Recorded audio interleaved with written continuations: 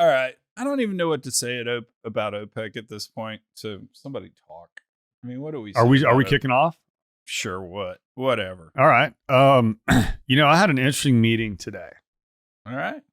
I'm a co-founder of a technology that takes ammonia and generates heat and hydrogen. Would you say you're the captain?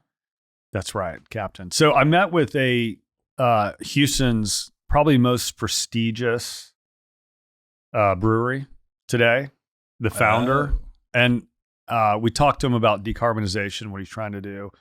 Number one, I don't know if you've ever had a chance. Have you ever met Brock Wagner at St. Arnold's? You know him, right? We went to Rice together. I mean, we weren't there at the same time, but the Rice alumni world's so small.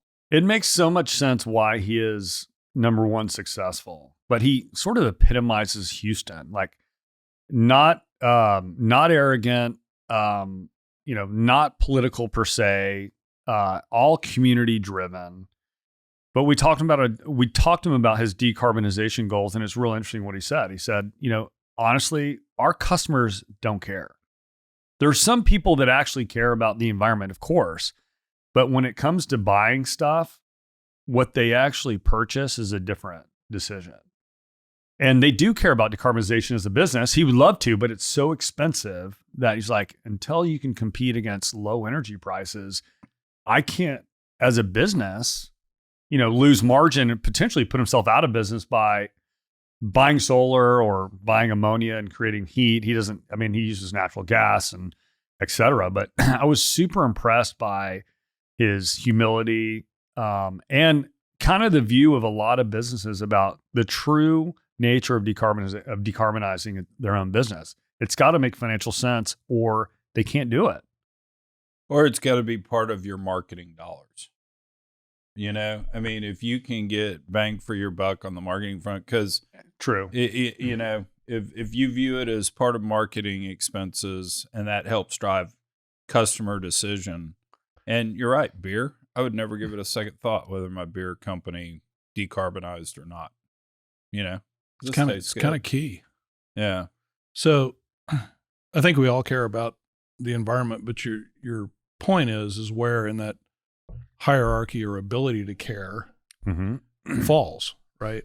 And the depoliticization of the terminology that we're using in this debate, I've advocated for, let's focus on what's really the problem here, and that's pollution. I think everyone's in favor of mitigating, eliminating pollution. Question is, do you have the resources, the time, and the ability to do something about it? And so you also bring up another point, which I think is larger and more fundamental to what we talked about last week in regards to things like the kind of the radical shifts that we've seen in a couple of recent elections in Argentina and the Netherlands, is that you put too much kind of real world pressure on the electorate and consumers, they're going to vote in their self-interest. Right.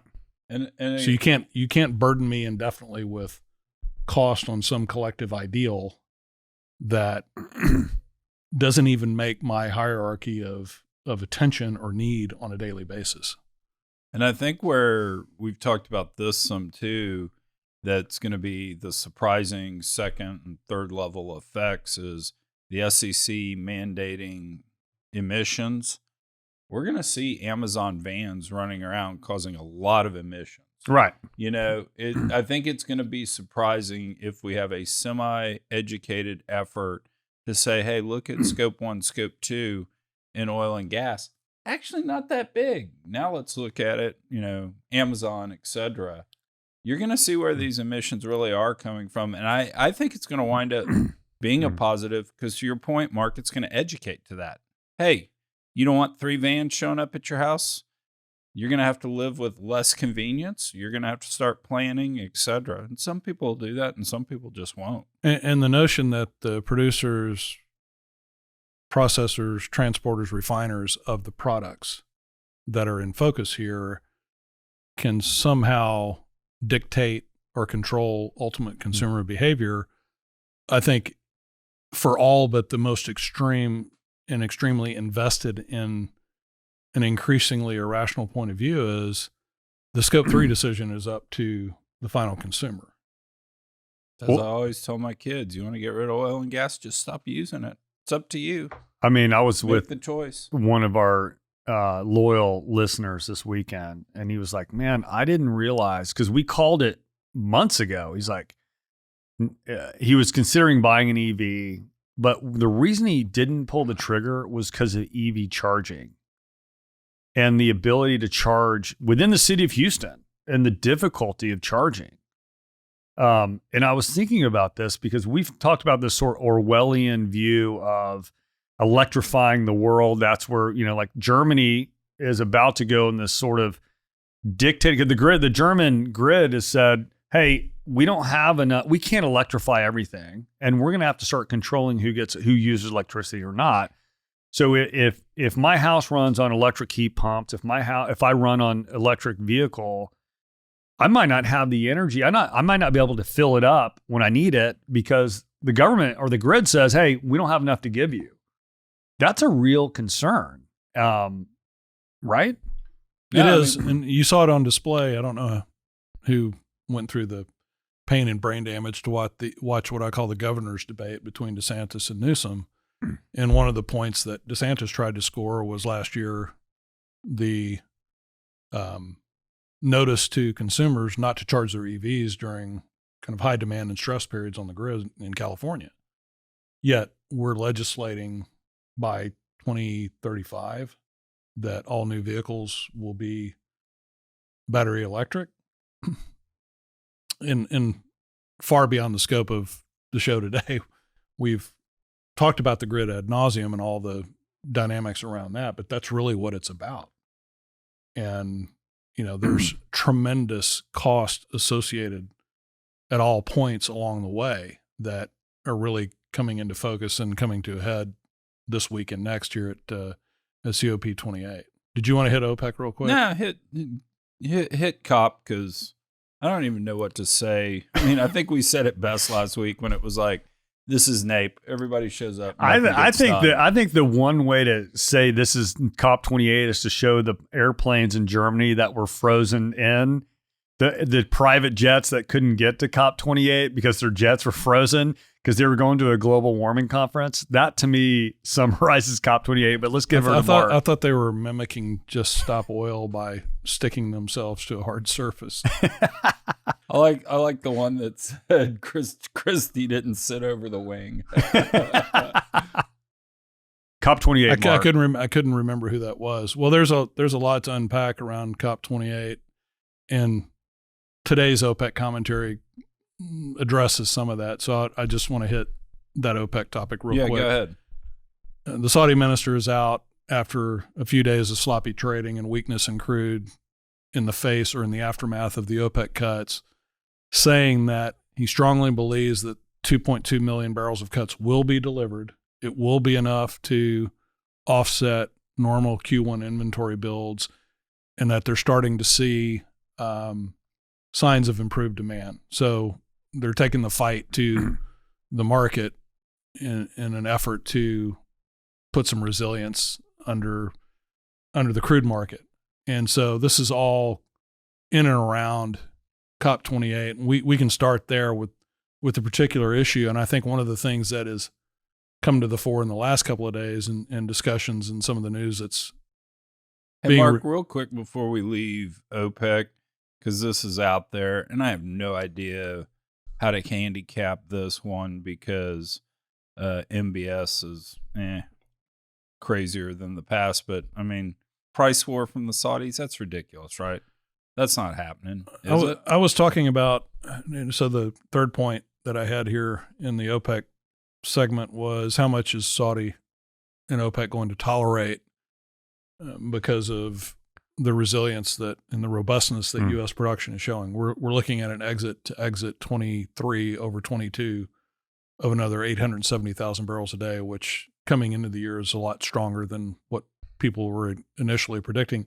And that's against, and there's a lag here, but that's against a backdrop of oil-directed rig count coming off about 20% since the end of September. And continued, at least perceived and on paper, and not outspending cash flows and returning cash to shareholders, capital discipline. The point is that something is going on at a fundamental level, whether it's temporary. I've heard the notion that the privates are propping up their assets for an eventual sale or boosting production. Because they know they're going to get 2.5 times EBITDA. So the roll is coming. Yeah. The roll is coming. Just wait.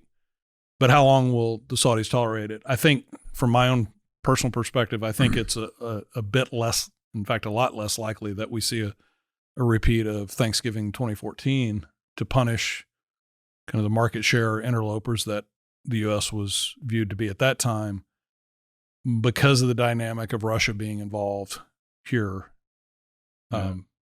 center to the conversation in OPEC. So this is interesting. So Wednesday on Chuck Yates Needs a Job, my guest is Ted Cross of Novi Labs. And Novi Labs uses AI to forecast reserves, machine learning type stuff. And he's been digging into data kind of basin by basin.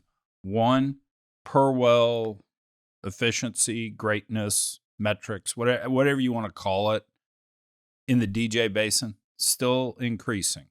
Now, his take is it's consolidation, and Chevron actually knows what they're doing, more efficiencies by owning bigger blocks, longer laterals, all that. So the DJ Basin per well, still getting better.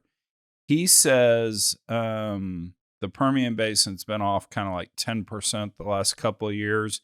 He sees flatter for longer. Other people are seeing bigger drop-offs in the Permian, or predicting bigger drop-offs in the Permian.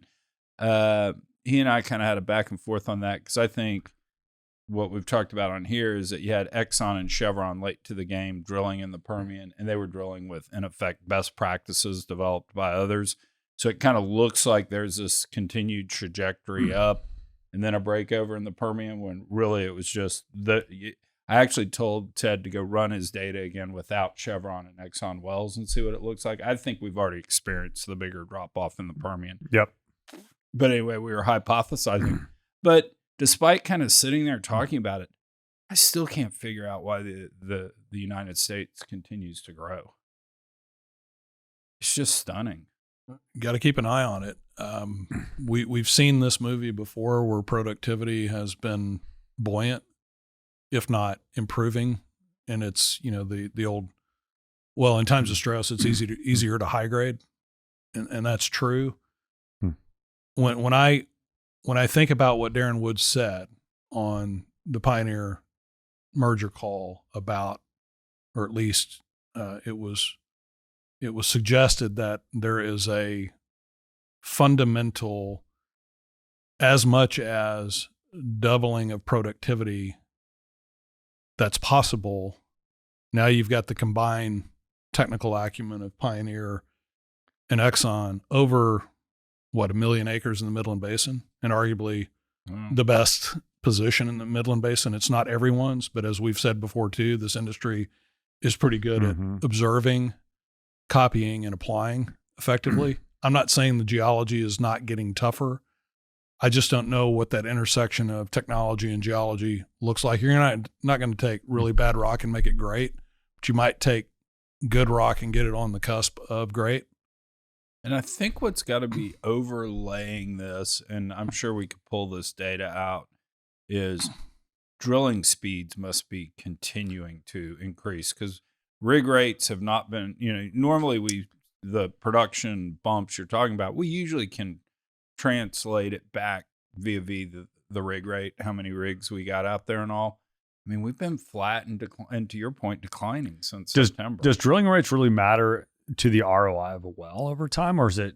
It's cost. Yeah. I mean, it's not near the proportion. It's not near the proportion that completion costs are. Yeah, it's a third. Okay. I bet it's a third to 40% of the cost of a well. I think it's 1/3, 2/3. Okay. Yeah, is a good rule of thumb. And but our listeners who are drilling more wells these days, and so we don't see an increase in rig count, but we see more wells being drilled. I'd love for our listeners that do this for a living every day to actually, because we're comment and critique. Dude, how does a listener get a hold of us? Besides, I mean, I get a lot of shout outs indirectly. How do we do it directly? Do we have a way for... You can do comments on YouTube, underneath YouTube, Okay. if you want to put quotes there. I'm Nimble Fatty on Twitter, Chuck Yates on LinkedIn, so pretty easy to find. Kirk Coburn for on message. Twitter. You can find me everywhere. At W. Mark Meyer on Twitter. W. Mark Meyer. Yeah. You have to like... When are we going to go to difficult. Refract? When are we going to change your name to Refract? That's The too oldest good. guy in the room gets I thought you wanted to be hung with the T-Bone. nickname Refract. T-Bone. I'm sidetracking, forever will be. Sidetrack. There we Thanks go. to the late great Mike Frazier. Okay, so we So we diverted you off of. Look, I think the risk is lower, if not much lower, than it was in 2014. But don't kid yourself, the Saudis are paying attention to what's going on in the U.S. And I do think, an 870,000 or an almost 900,000 barrel a day number out of what is perceived to be a fairly disciplined year on the surface should give you some pause. Now, as I mentioned earlier, I think the Russian involvement in the conversation and their absolute critical need for higher prices to shore up their own domestic and warfront situation is a consideration and a pressure point within the cartel that you didn't have then. And kind of one last thing, just while we're here, Roy Johnson came on the Chuck Job podcast, I don't know, a month or two ago. He says, post-COVID, figuring out what demand is actually growing is a little bit kind of hazy there, because it used to be demand grows 1 million barrels a day per year. That's just what it did. Look back 20 years, it did that every year, except I think 1 year it was negative. It's pretty predictable. He said, given the gyrations we did, it's going to take us a little bit of time to really figure out how demand's growing, what is return of demand versus new demand, et cetera. So Right. I hadn't really given that a lot of thought, but I think there's something real to that. Yeah, and the farther away we get from 2019, which is always the baseline, let's go back to 2019, which gives us an uncontaminated baseline of demand. What do the numbers look like today? I know Josh Young does quite a bit of Chinese air traffic and air travel demand in China. He tracks that pretty closely. How much farther away from 2019 can we get to figure out, well, we're still working out of the noise of COVID and that aftermath versus what is real fundamental demand. Right. All right. So pick us back up. Sorry, I kept us on OPEC. Continue to roll into COP. Well, along with OPEC and the president of COP28, who is my new hero, Mr. Al-Jaber, who has basically said from a prior, I guess, interview with prior to COP28, basically was not going to commit to or be put on the hook for a definitive fossil fuel phase out target date or timeline. And the OPEC secretariat came out this morning, I think in actually the voice of the Saudi oil minister. I saw a tweet from Oil Daily or Oil Price supporting that or reinforcing that point. And it brings up a larger, I think, plot line in COP28, which is there's a demand from the opponents to have the industry commit to those hard dates, and that there is a definitive and tangible phase out, ramp down of fossil fuels or hydrocarbons over a period of time. And what I think the voices that are largely coming from the oil and gas side are saying, we're not going to do that.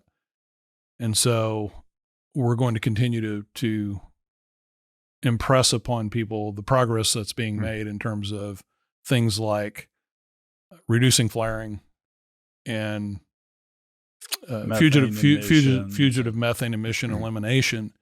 And so there was this oil and gas decarbonization charter that was signed by, I believe, 50 or 51 companies a few days ago that committed to certain and specific flaring and fugitive methane emissions targets by 2030. Well, the other side is saying that's not enough. We need an associated commitment to phase down, phase out fossil fuels. Yeah. So, I mean, that's where I think the friction is rising because voices like Al Gore have cropped up in the middle of this, John Kerry as well.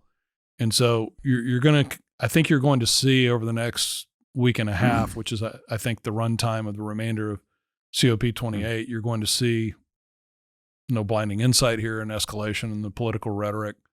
There was, the notion, I haven't seen anything official around it yet, that the UN was going to call on the United States to cut down on its meat consumption because it's a big livestock ag is a big contributor to the problem. And so we seem to be headed to more polarization than less. And it feels like the oil and gas community is taking the opportunity, my observation, my assessment, to play a little offense here. Just given everything that's gone on. And they went one step further than what you've been talking about on offense. And granted, he did it by himself. But the COP28 president, my new hero, although I shouldn't say that because I don't know enough about him. He may have bad things in there, but Al Jaber, he went so far as to say there's no scientific evidence that's saying going to net zero by 2050 will actually stop global climate change. Well, it's the 1.5 degrees. Yeah, right. It'll stop the 1.5 degrees. Exactly. Bordering on what the other side would call climate deniers. So not just a pushback of, hey, we're doing our part, we're doing well enough. He actually said, show me your cards. So what do you do with this information? You've got, from COP28, John Kerry saying, we being the United States, we've signed up to the phase out of unabated fossil fuels. We have signed up and we voted for it at the G7. So that's American politics. What he means, I think, primarily in that context was unabated coal, which is really kind of old news. And the fact that the Japanese reiterated this week that they're not going to sign up for that because of their resource deficit and the dependency on things like imported coal and natural gas. Good. All right. At the same time, that's rhetoric. That's semantics in many ways. Renewables have not had a good year. Not at all. From a capital or equity performance standpoint. So I think your job review, not acceptable.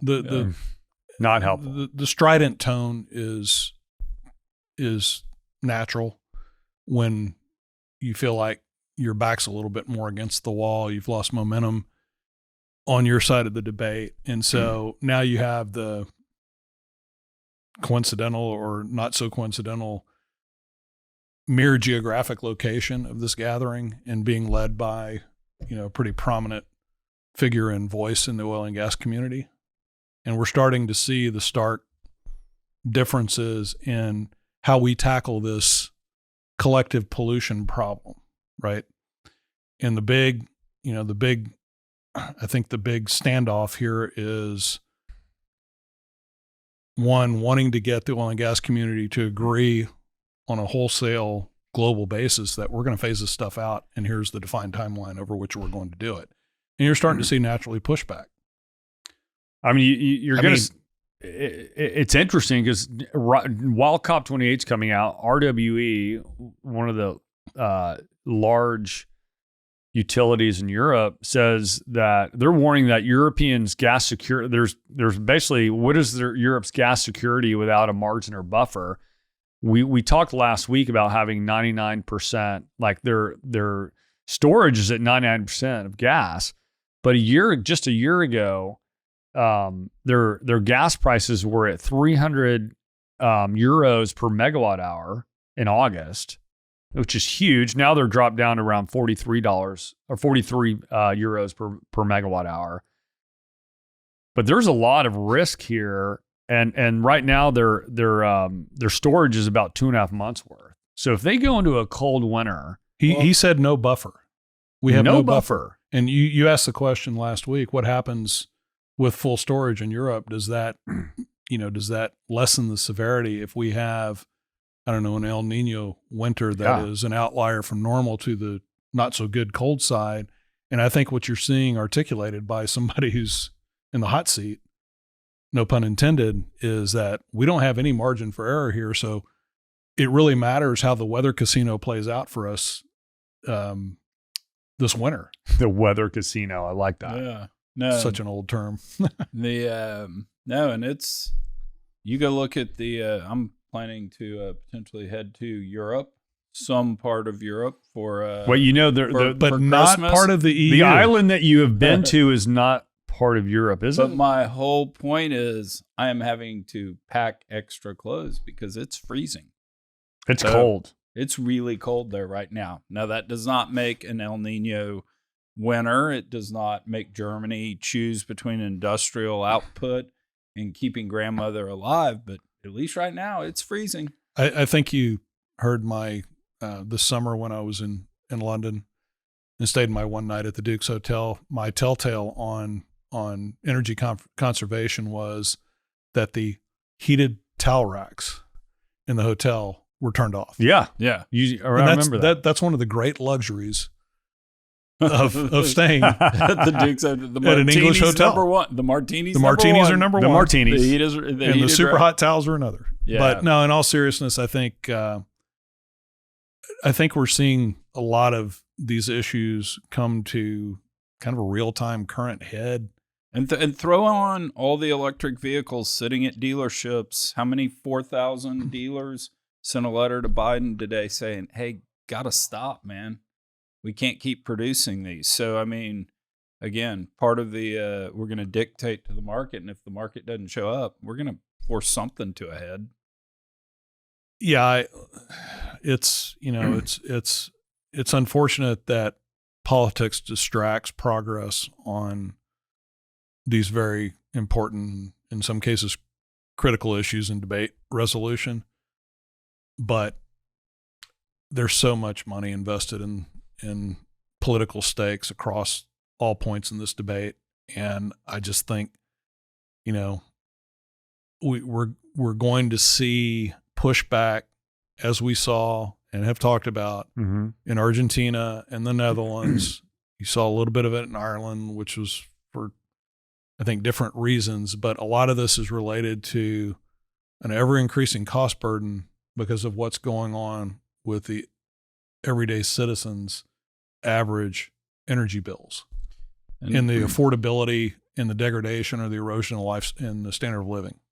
And just to be fair, since climate activists always use 1850 as their starting point because it's the lowest temperatures we had in the last 10,000 years, for all of this debate we are having today and all of these metrics on number of cars sold and all that, we are going to use the passage of the IRA as the starting point for that.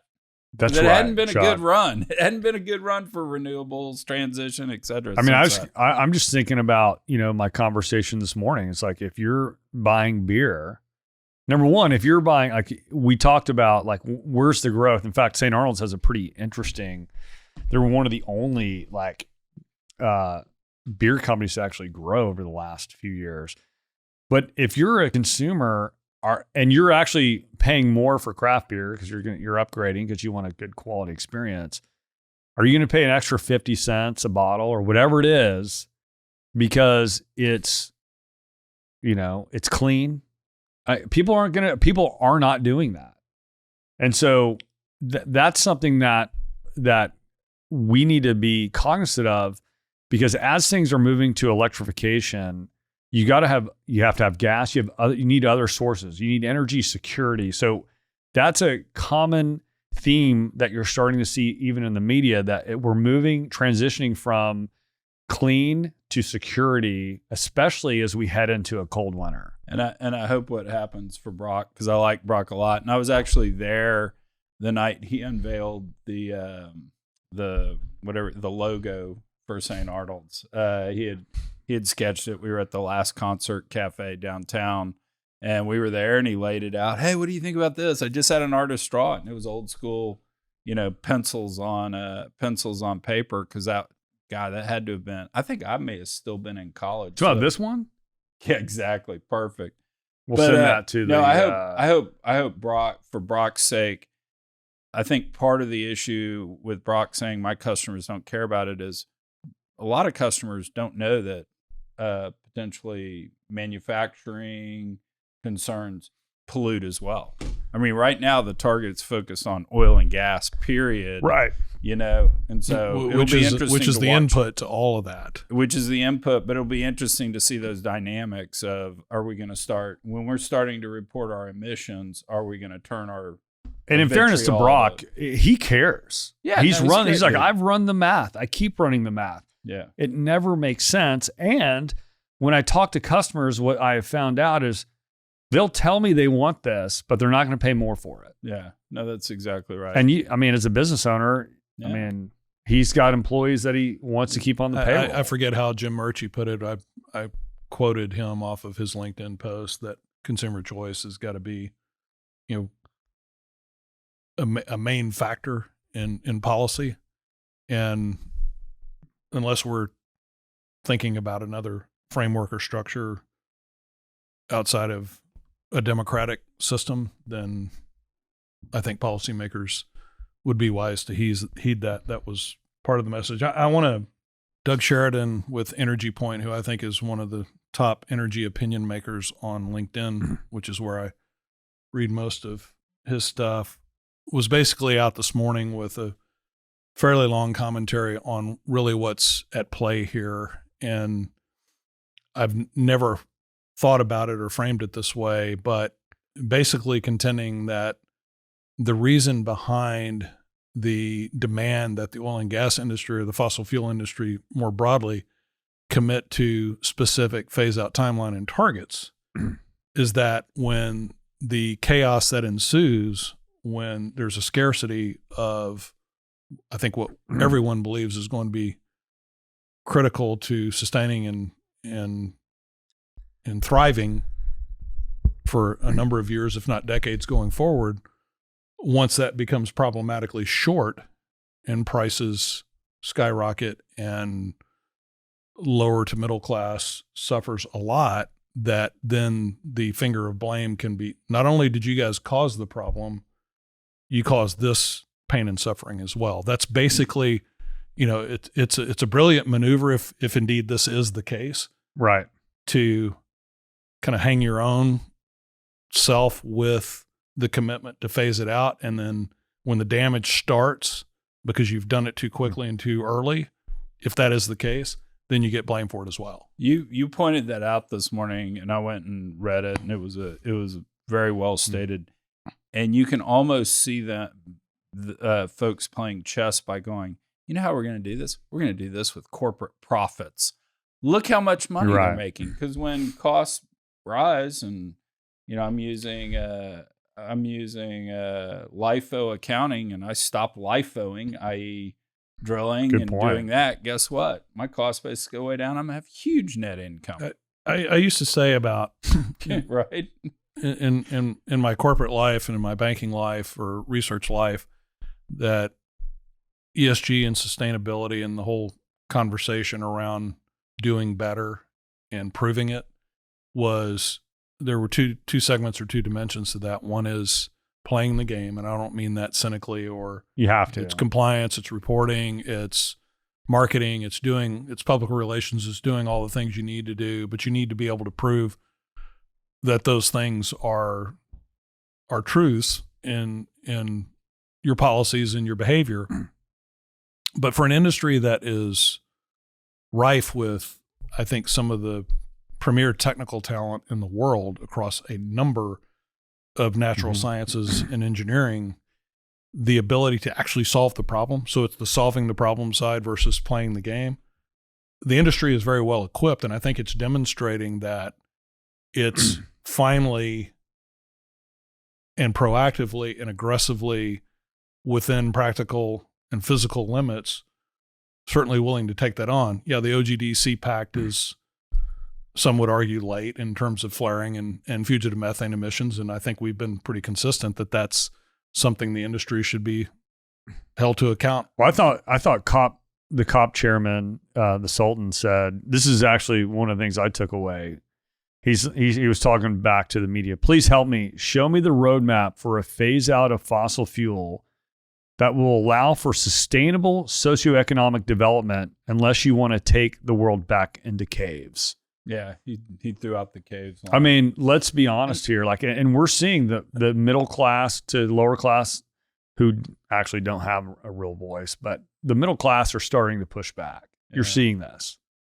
So let me close it with this, because then I'm going to have to do something that's probably going to make me throw up a little bit in my mouth. Uh-oh. But close it with this on this front. I have always been, you've heard me say this on the podcast a lot, 3 ways to change people's mind: ask them questions, make them laugh, or scare them.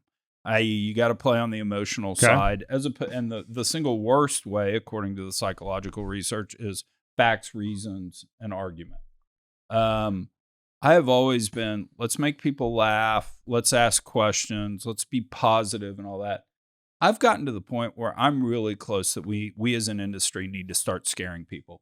Let's put out how many people will die based on higher costs of energy, and let's start quantifying legislation and how much more expensive it's going to make things, and let's start doing death tolls on that, because I'm almost getting there. I don't want to get there. That's not my personality, but I'm close. I'm very, very close. Well, it's already started on the other side of the debate, although there's not a lot of specifics other than millions. Yeah, everybody's going to die. The world's going to end. Well, yeah, millions have already.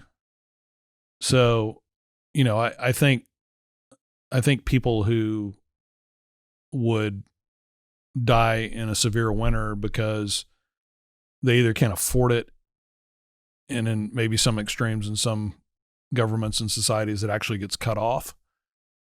We don't do that by and large here in the U.S., but physical shortages that prolong enough to take out more vulnerable parts of the population, those are going to be real immediate here and now numbers. Fertilizer, et cetera, going down the list. I don't think people, especially in the modern world, we've got a lot of the countries that they're almost irrelevant from this perspective because all they're trying to do is put food on the table. So like most of India, a lot of China.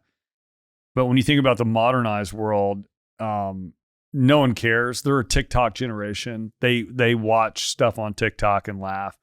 It's once they can't afford food, it's when they can't fill up gas tank, when they lose their job, they have no health care when they need it.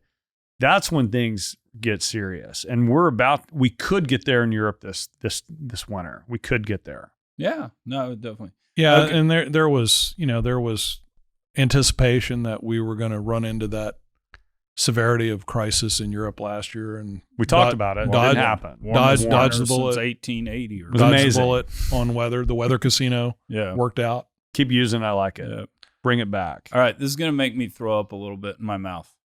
Congratulations to the Texas Longhorns for making the college football playoffs. I mean, let's talk a little CFP here. Listen, man. Do we deserve to be there?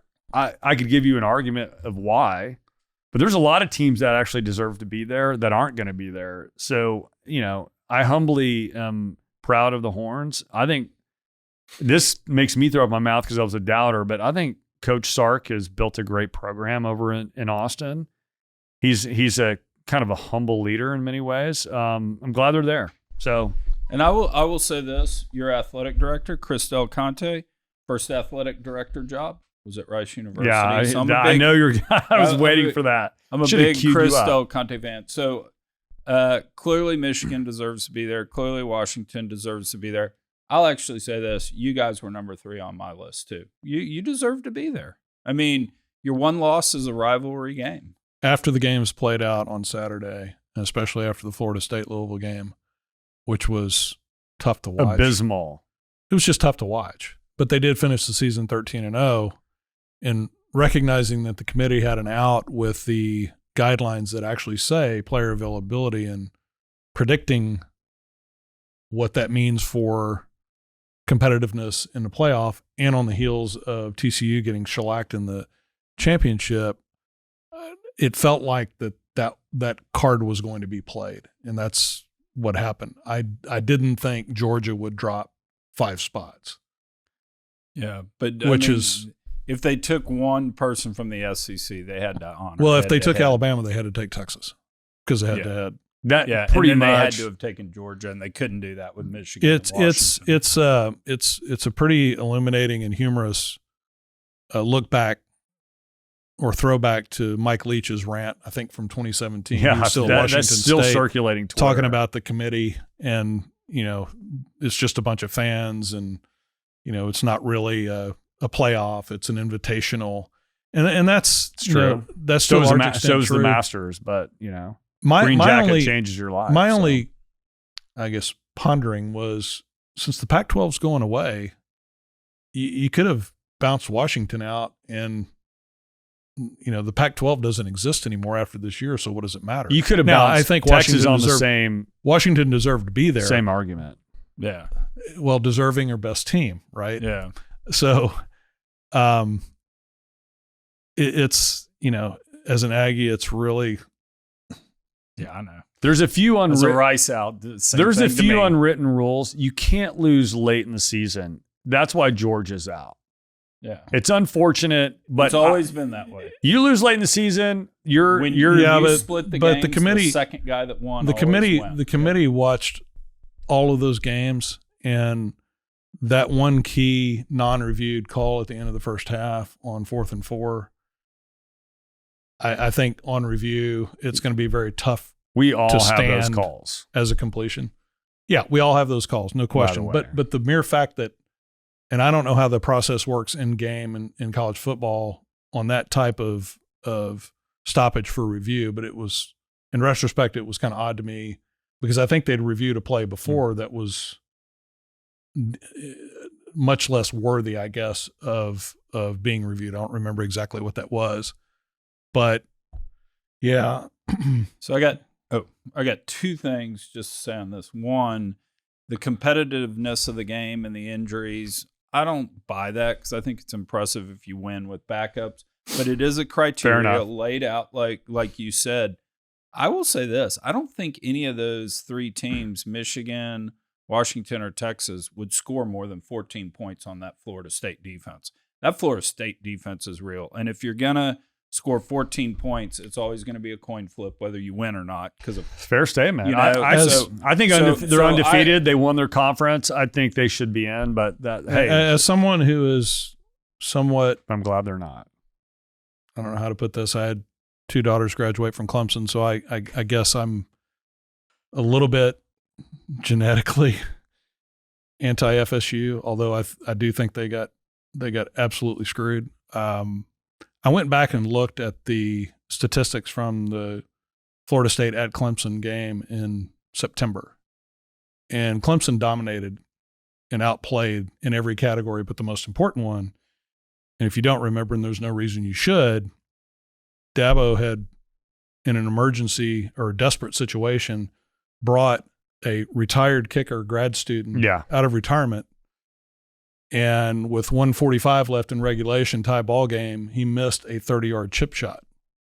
The game went into overtime. Florida State won. But if you look at the entire box score in team-by-team comparison, that was not I don't know, we get into the, how good or bad are your wins and losses as we start to go through the subjective evaluation. Alabama 4th and just kind of a gee whiz. I do think a 13-0 Power 5, especially ACC, getting bounced out when they ran the table that's a tough precedent. So two final things. Happy to give credit where credit's due or remain anonymous.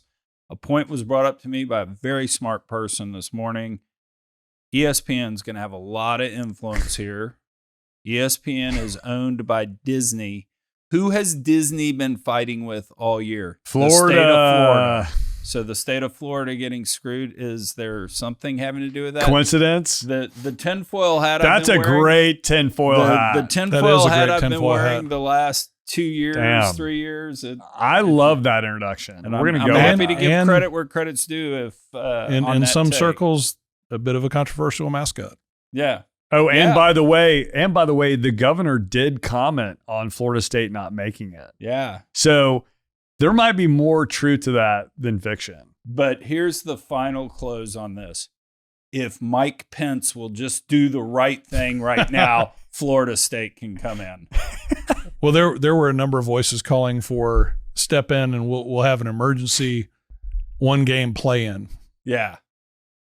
Do the right thing. Heck I mean, yeah. who watches the December 17th bowl? No one. Yeah. Let's go. I think the 12-game I could live with setup, Georgia coming in too. Let's go 6. It elevates the value of the pre-New Year's weekend bowls by a lot because there's much at stake. I mean, how many times have you turned on like the Gator Bowl and seen the entire upper deck completely empty All the time. on some random non-holiday between Christmas and New Year's? Yeah. Let me tell you, just from the inside of a Texas fan, we're schizophrenic. So a varsity athlete I'm on a thread with, the night before the announcement, after we won, the comment came across, we're the best team in college football. Same guy next morning says, we're not going to make it. We're terrible. I'm like, that's Texas. Thank you. I'm glad we're in. Good feedback. And from the perspective of the less fortunate on the outside looking in, the number of entrants to the transfer portal from A&M's best ever recruiting class in 2022 has now reached 8. Well, let me tell you, as a Texas fan, I would love to see A&M become, I'd love to see A&M become great again. It would be great for the SEC and especially for this side of the SEC. And I can't find the stat right now, and I should have had it pulled up. But Rice only lost. How bad did Rice lose to Texas? Not as bad as Oklahoma State, and tick down on a number of y'all's wins. So we're playing, and we're going to a bowl. And they don't play Texas because it's easy. Texas because it's hard. That's right. That's such a great line. All right, everybody. We got to let Chuck go throw up. Yeah, exactly. It's still in my mouth a little bit. As I used to tell my ex-brother-in-law who would extol the virtues. Let's go ahead and do a real quick round of predictions since I think you're. Oh, who wins? Yeah. Who's the national champion? Well, semifinals and finals. I'm gonna go Michigan goes all the way. And then I'm gonna go Alabama over Washington. No. Texas plays Washington. Alabama plays Michigan. Oh, I got it backwards. Okay, so Texas beats Washington and Michigan beats Alabama, Michigan beats Texas. I'm going to say that Texas is going to cover Washington. We're going to beat them. I think Bama's going to actually beat Michigan. I think that they're confident they're going to be ready. The head-to-head matchup, Texas versus Bama in Houston. I'll be drinking St. Arnold's, by the way. There you go. I think it's going to come down to the last play, and I can't tell you who's kicking that field goal or running that touchdown. One thing that I've always believed as I've watched the last 10 years of the CFP and the SEC is that, particularly as it relates to Alabama, LSU, and Georgia, is that next level speed on both sides of the ball ends up really showing up in terms of the contrast between the top of the SEC and the other conferences, particularly the Big Ten. At least we've had data points that have shown that. That's my observation, may have nothing to do with anything. And the other thing that happens too that I have to give the SEC credit for is coaching actually shows up when you have a month off, and you can't give a month to an SEC coach. They're just that much better. And you got Harbaugh sitting on the sideline. So I am going with the emotion. Everybody hates us at Michigan to overcome the fact that Harbaugh is not allowed to coach. My picks, Texas beats Washington pretty decisively. Okay. And I think, pick your adjective for Alabama over Michigan. And then I think once again, a Saban protege is left wanting after facing the master in Houston. Oh, wow. All right. You heard it here. There you But go. Texas showed me something in terms of that speed and power, despite the fact that the naysayers were saying Oklahoma State's a different level. I just think the kind of the athleticism. Did you see and the how power. Sark brought Gundy type plays against Gundy. I was so impressed by. We did some trick plays, which is usually up Oklahoma State's sleeve, so that was pretty fun to watch. Yeah. All right. Ugh. All right, everybody. If you enjoyed the podcast, please share it with a friend. Hopefully, we got flagged 3 times on a false start trying to end the show. Yeah, exactly. Whatever. And hopefully, we'll get Colin back. I'm like struggling. He's hiding. He's actually going to. He's trying to get taller, so that's painful. Stretching. He's stretching. We've got him on the rack out back. Take care.